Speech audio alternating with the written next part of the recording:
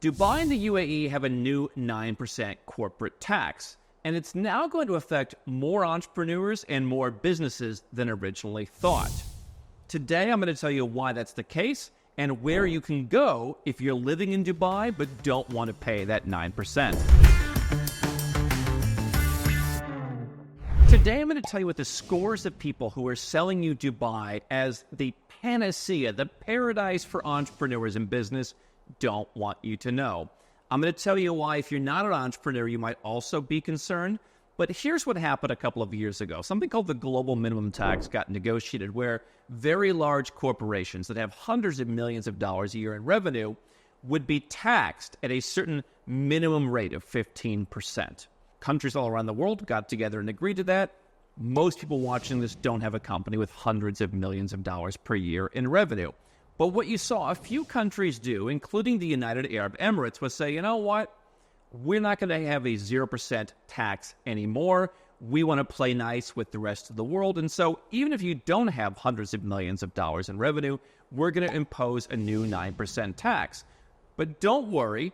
It's a tax on local corporations that have a physical presence, that are doing business locally. It's not going to impact companies in the free zones, for example, where a lot of international companies set up shop, including those run by people who often weren't even living in Dubai. Don't worry, if you're in the free zones, this won't apply to you as long as you follow a few simple rules. You're not working with other companies in the UAE.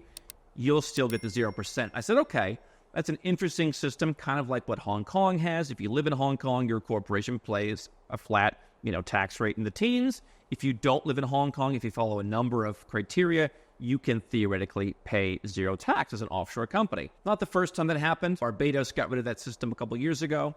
But hey, the UAE has a bit more heft. Maybe they'll pull it off. Well, what we've seen since then is basically saying that a lot of those free zone companies that would have been exempt are not going to be exempt and are going to have to pay the 9% as of 2024 unless they fall into a number of more limited categories. And so I remember I got a message just a couple days ago from a very wealthy former client of ours saying, what are your thoughts? Where should I go? I don't really like paying this 9%. And when I heard that the UAE was actually making more free zones pay this 9%, I thought to myself, that can't be right. They just said, hey, it's going to be exempt. But the news was delivered much more quietly than you would have imagined. Nobody really talked about it at great length. Now, here's this guy's company. Here's a lot of other people's companies which are being dragged into this 9%. 9% is not a terrible rate of tax. Some people want to go overseas, including to Dubai, to pay zero. They literally want to pay zero. They're not willing to pay a penny more. There are still places to do that. We're going to come back to that in a minute. But 9% is not so bad. Here's what I object to. Unlike in some of the countries I'm going to share with you today, you're not working towards UAE citizenship by living in Dubai. And so you might as well live in any other Asian country where you can get a better deal. On top of that, if you are someone whose company is in the UAE, in one of the free zones, and they're not all in Dubai. Dubai is the parlance. People often call the UAE, but there's free zones all over the country. Many people have a free zone company there, and they live somewhere else. They live a tax-free lifestyle, like Nomad Capitalist talks about. They're living the trifecta. They're living in a territorial tax country where what happens in their UAE company isn't taxed where they're living. They're living in a non-dom situation in Europe where, again, the foreign company isn't being taxed. They're living in a lump sum country like Switzerland or like Italy, which allows these UAE structures. And now that's going away. And so why would you want to pay 9% to a country that you're not even living in if there are places that you can move where you can potentially pay less than 9%, you can potentially be working towards citizenship in a number of those, or not working towards citizenship but back at the original 0%. I just think there's better deals. And so if you watch what we say, you might think, well, this guy's anti-UAE. I'm not anti-UAE. I just think we have to be competitive. I love what the UAE has done in terms of finding the best of everybody to build a very livable city. But the tax deal for many entrepreneurs is no longer worth it. Again, if you want to live there, or if you're just setting up your company there because it was a place of convenience. Quite frankly, I thought they would keep full free zone exemption with limited qualifications, and I was wrong. I underestimated how eager they were to bring in this tax. Who should not care about this? If you like living in Dubai, if you have a company there, you can get a residence permit pretty easily. If you like bringing people to work in the UAE, there are other countries that do that, but the UAE does a really efficient job of letting you hire people from anywhere in the world, totally non-judgmental country. So if you're living there, if you have local staff, hey, maybe 9% is the price for you to have that lifestyle. That's what you want. I do happen to think that I've never been blown away by the talent of the UAE in terms of, value for money. I think you can find a lot of people even in Western Europe for lower prices. But for some people living there, hiring there, that works, and that could be worth 9%. Now, where can you go? If you don't care about citizenship, if you just like the region, Bahrain has a good deal, one of the more liberal countries in the region, not nearly as flashy as Dubai or the UAE. Probably the easiest way to get residence there is you buy some property, put some money in the bank, and you've got essentially what they call kind of a golden visa. So Bahrain nearby, not going to be as exciting. You're not going to have the nightlife and the dating culture, but if you want to stay nearby in a more understated place, you can get that. One place that's trying to kind of follow the Dubai playbook is Saudi Arabia. You can get permanent residence there. They've really opened it up. They just added a lot of nationalities to the e-visa list. So even if you don't have a top-tier Tier-A passport, you can go. I saw Georgia was recently added, so all of our Georgian team members can now get an online visa, go to Saudi Arabia, check it out. There are ways, if you're setting up a business, if you just are an investor, you could just put some money into their PR program. Not saying you have your business in Saudi Arabia. I'm saying these are places where you can move. So those are not places I would move my company, but I might move myself if I was living in Dubai or planning to live in Dubai and I wanted to stay in the region. That may not be a lot of folks. Dubai kind of has this unique allure among the region. So let's talk about where else you can go. Asia. Before Dubai had the proliferation of free zones and the ease of doing business, a lot of folks would have gone to Southeast Asia. Malaysia, Thailand, and the Philippines stand out to me. Singapore is certainly an option, but you're looking at a lot of money to get in. You can set up a company and you can hire yourself, but there are some restrictions on that. If you have a family, it's harder to bring them all in. It's certainly a more expensive place to live. Singapore is an option for some people. The more affordable options in Malaysia, territorial tax system. Again, I'm not putting my company there. Malaysia does have a territory called Labuan. You've got a 3% flat tax. You could set up there, so that's 1/3 the tax. The challenge is Labuan is not as well understood around the world. Certain tax treaties don't work with Labuan if that's something that's important to you. So if I'm living in Malaysia, I'm probably putting my company somewhere else. I'm living in Malaysia on a territorial tax basis. If I take a salary, I may or may not have to pay tax on that salary. The rest of it can stay overseas, and I've got a very favorable tax condition living in a place. Again, you may not have the dating culture that you have in Dubai if that's important to you, but you've got much more affordable. I would argue the English is better. It's not as over the top, but for me, it's a great place to live. If you want more of that, luxurious Michelin star dining, if you want more of the social scene, Thailand, they have a new remittance-based tax system. If you spend all the money you make, if you live in a baller lifestyle, you make $1 million, you spend $1 million, Thailand's not going to be as good of a deal for you as a Malaysia or as a Philippines, which all have territorial systems, but Thailand's now taxing remittances. If you're me and you like to live on a relatively small percentage of your income, then, Thailand could be an option. You're going to pay well under 9% by the time it's done. Incorporate the company somewhere else, take a dividend, bring part of that in to live, keep the rest of it overseas, invest it, what have you. So the bigger the delta between your earning and your spending, at least the spending during the time you're in Thailand, if you're only in Thailand part of the year, that can be an option, and that's going to replicate part of the features of Dubai. Whether you live in Bangkok, whether you want to live in one of the islands, you can have a pretty good life, and you can get a lot of the stuff that you would get in Dubai. So you choose Malaysia versus Thailand. One's a bit more laid back. One mirrors more of the potentially the party lifestyle if you want that. The Philippines is, I think, a lesser option, but also gives some of those tax benefits. Now, if you're talking about 9%, you might think there's nowhere you can go and pay 9% in Europe. We've talked about countries like Georgia, which have territorial tax. Some of the Balkan countries like Serbia and Montenegro, if you structure things properly, their more flexible tax systems mean that you're going to pay their high tax rates on a much smaller percentage of your income. You could be under 9% there. Are those equivalent replacements for Dubai? Well, Georgia did make citizenship easier through naturalization. Serbia is talking about it. Maybe that's worthwhile if you want to be in Europe but outside of the EU. If you want one of the flashier jurisdictions or a place that has more of the creature comforts, the consumer conveniences, the accessibility, there's a couple places that you might want to consider. Now, not as flashy as the UAE. Ireland is one I've been mentioning a lot recently. Why?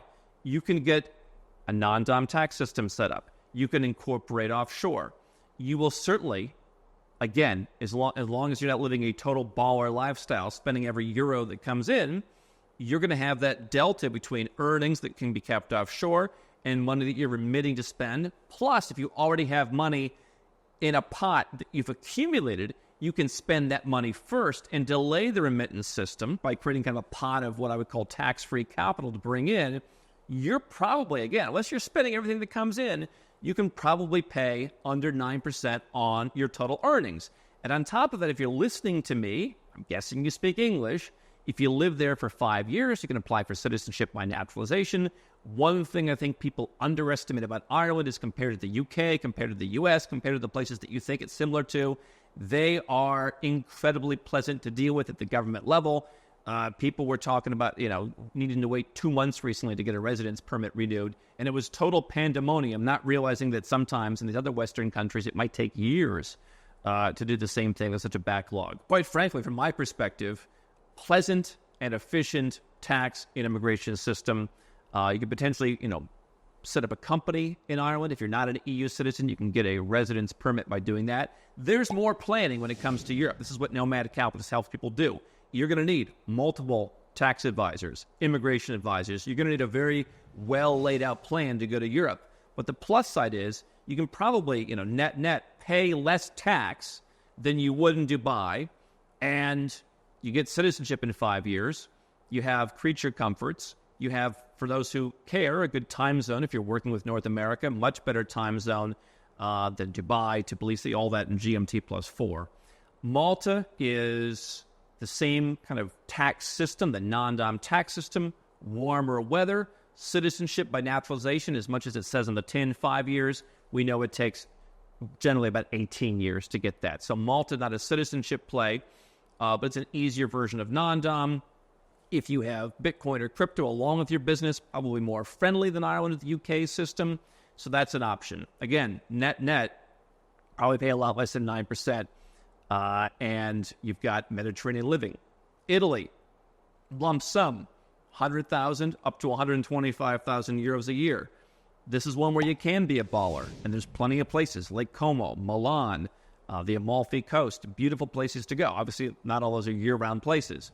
But they've got this lump sum system. So let's say you make a couple million a year. You pay 100,000 a year. You're at 2, 3, 4, 5%. That's less than 9%. Now you're spending longer than Ireland to get citizenship. You're going to wait about 10 years. But the time and country required is a little bit more flexible. You do have to learn Italian, but at least you're working towards citizenship, which is something that very few people in the UAE are going to get. Maybe if you're one of the big ballers at the centimillion-dollar, billion-dollar level, they might give it to you.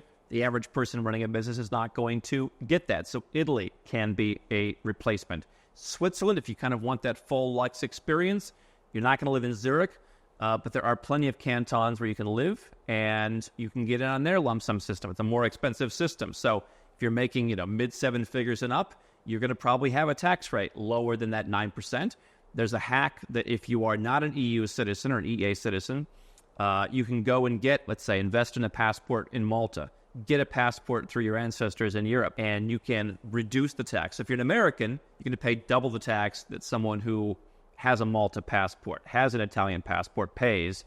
So being European is a benefit of living in Switzerland. And we've had some clients who've said, let me get the European passport, whether it's by investment or some other way, and then I'm going to cut my tax bill in Switzerland in half. I'm going to get an ROI on that in probably 3 or 4 years in most cases. Or, it's a matter of, if I'm getting it by descent, I'm not going to have it now, but I'll get the ROI very quickly, obviously, because it's very cheap. So those are some places that you can consider within Europe. I think Greece could also be somewhat interesting, but requires more of an investment to really activate the tax advantages. Latin America, not as many places. I mean, certainly Uruguay, I suppose. Punta del Este is interesting for a couple months a year. Panama is good year-round. I've never really understood the excitement about Panama City. Some of the places in Central America, the tax benefits, we're kind of waiting to see what happens with those. So, quite frankly, for me, if I want a value of, lower taxes than 9%, potential to get citizenship, I can choose various kinds of lifestyle. The idea that everybody in Dubai is driving Ferraris and, dating Ukrainians, that's not true. I know plenty of people who live there. And, they could probably build the same lifestyle somewhere in an island, in a Malta, in a Malaysia, in a Thailand. And if you do like that faster paced lifestyle, there's places on this list where you can do that as well. And so for me, the question is always, what am I getting? I'm not opposed to paying some tax. And in fact, in 2023, I will pay a larger percentage than I have for years because I kind of adjusted my lifestyle a little bit. Happy to do that for the lifestyle. But especially, again, if you're running a business in a country where they're just going to throw a 9% tax on you, you don't live there, you don't use the schools, you don't use the roads, why would you do that? That's the separate conversation. You can move to one of these places if you're living in Dubai, but if your company is in the UAE in one of the free zones, for example, and you're not going to meet these new qualifications, you want to move that company out. So you've got two different elements here. This is what we help people with every day. Where am I moving my company? I'm not moving it, in all likelihood, to any of these places. I'm going to live in those places. I'm going to have the company somewhere else. And so there's an entirely separate conversation of if you're living somewhere else already and the company that you have is in a UAE free zone or in the UAE, where's that company moving? That's a whole separate list. If you go to nomadcapitalist.com, you'll learn how we can help you. It's the tax-friendly quadrant, as we call it. There's 4 different things that you need to satisfy to make sure that your company and your personal life are as tax-friendly as possible. But the bottom line is, if you don't feel like you're getting 9% of value and you can pay 0, 1, 2, 3, 4% somewhere else, it might be time to make a move. We'd be happy to help you. You just go to nomadcapitalist.com.